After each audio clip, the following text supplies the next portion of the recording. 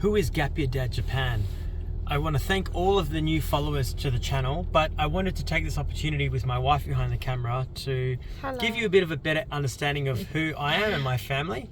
And for those that are new around here, I'm an Australian father of 4 kids who moved with my Japanese wife, who's behind the camera, to Japan from Australia, from Sydney, Australia, earlier this year. And we wanted to, in this video, better explain why we moved here, a little bit more about our family situation, and happy to answer any questions that you may have down in the comment section below. But give this video a like and consider following and subscribing along to Gap Year Dad Japan. But I'll pass to my wife to ask the first question. Yes, so I will ask a few questions. Of course, I know something, but like lots of audience don't know. So, first, are you Australian? Yeah, so I am Australian. I was born in Australia and I spent most of my life in Australia. I spent 1 year in the US studying in Michigan. But apart from that, I'd spent essentially 30 plus years living in Australia.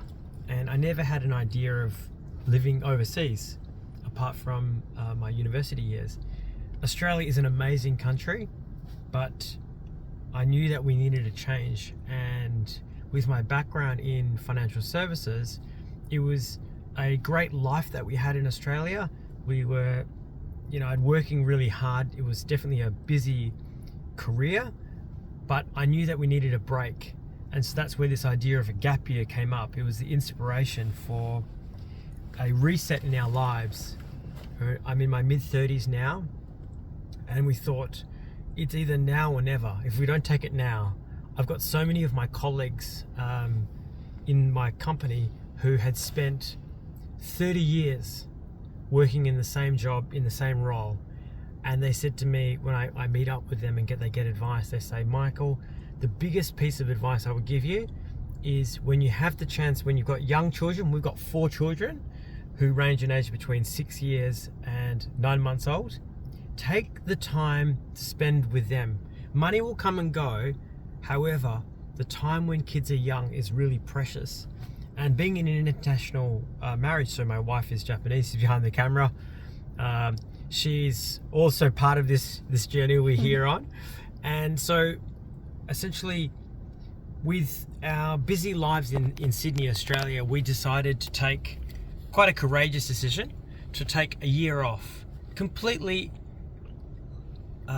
disconnected from our life in Sydney, and start completely afresh here in near Sendai in North Japan, around 4 hours on the Shinkansen from Tokyo. And so essentially this year is really about making sure that we can connect with our kids, and they can connect with my wife's extended family who are all Japanese here, and really better understanding the culture, the language. They can hopefully develop their bilingual skills and enjoy each of the seasons. Japan is so famous for its different seasons. So I hope that answered the question. Am I Australian? Probably not. I was wondering that's which question 3 minutes of like answering where you from. Sorry, that's just my personality. No, it's alright. What else? So what's your background in terms of like study or job or like profession? So I have always been interested in international economy, international culture. I studied in Perth. I'm originally from Perth in Western Australia, and I got a real interest in economics when I was in high school. And I had a really passionate teacher who had spent time in Japan, had worked in Japan for one of the large Japanese sort of mega banks. And I always had therefore a little bit of an interest in Japan. And when I was in primary school in Australia, it's very common to learn Japanese in elementary or primary school. And so I had some experience with simple things like, konnichiwa and sushi and how to hold a chopsticks. And so I had some interest in Japan. And then when I went to university, I studied economics and international politics with a focus on East Asia. And so I studied China, Korea, and Japanese economies, culture, society. But from a language perspective, you could describe me as having schoolboy Japanese. I could order at a restaurant, but that's the best as I could. And it was just serendipitous that nearly 10 years ago that I was working in Sydney, my wife was working in Sydney, and we met, and then the rest is the history. We've sort of building our lives together since then. And so I hope that answers the question. I'm not sure if it really does. Kind of. It's all good. Oh, okay. Next question. It's funny question. Sometime I saw you got some questions. Is your wife is Japanese, or like is your wife is native Japanese? Depends on that. It's probably how you explain how easy or difficult to live in Japan. Would it be like different? So I should explain that. So can you explain your wife? I'm very lucky. My wife's behind the camera. I'm very, very lucky and grateful. Lucky and grateful every day to have a very, very talented wife, very beautiful wife, but one who she lived in Sydney in Australia for 15 years. And for those who don't know, she came initially to Australia to improve her English, and then she went to university in Australia and got into the workforce and was working in Australia. We met in Sydney when we were both working in Sydney. And my wife is actually Japanese, completely Japanese. Both her parents are Japanese. She was born in Japan. She was raised in Japan. She spent all her schooling years was in Japan. And after going to college in Sendai, which is where we are now, she decided to come to Australia. And then she was in Australia for 15 years before we moved to Japan. So I hope that gives you a bit of perspective, but it's much easier, absolutely, for me. My Japanese is still fairly conversational. I'm taking classes. I'm working really hard daily. However, I'm very lucky how talented my wife is as a bilingual. She's obviously a Japanese person, but she speaks English incredibly well.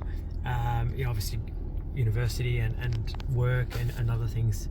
And still to this day. So I'm very lucky, but it makes life a lot easier for me, and I acknowledge that for others it may not be as straightforward. Next question. Seems like you had a large family. Yes. Who decided that? It's a good question. I've had a lot of questions in the comments from new followers asking me, do I really have 4 kids? Or is that a typo? Did I make a mistake? Am I a family of 4? Am I a family of 6? And the truth is that we are a family of 6. And as I said before, we have 4 kids. We have our oldest, who's 6, and then we have a second who is 4 years old, and then a 2-year-old, and then a 9-month-old. And the decision to have 4 kids was not so straightforward. As many parents, I'm sure, can attest. Every child. No, you really decide for in the beginning. It's every child is so different. I mean, I grew up with siblings myself in Perth, and so I always liked the idea of having a family. I wasn't really sure exactly how many, but with my wife and I, we sort of, maybe I was more of the influence. We were both kind of the influence, but in the end we decided to have 4 kids, and it's every day is super busy. It's a blessing, but you can imagine between 6 years old and a 9-month-old how loud it gets in our house and how exciting it is. There are definitely challenging moments, but it's every day is so much fun. It's really fun, and everyone's enjoying each other, and it's so, as my wife will say as well, it's such joy to see our kids building relationships with each other. And it's so cool. They speak English and Japanese, and they sort of mix between English and Japanese to each other when they're playing. And we just went away recently, actually, for the summer holidays. We visited my wife's family in Akita in North Japan, and it was just so wonderful to see the kids their relationship strengthening and bonding. And since we've been in Japan now nearly 5 months, it's just been incredible to witness that, and their development has been. I didn't realize how much our kids speak Japanese.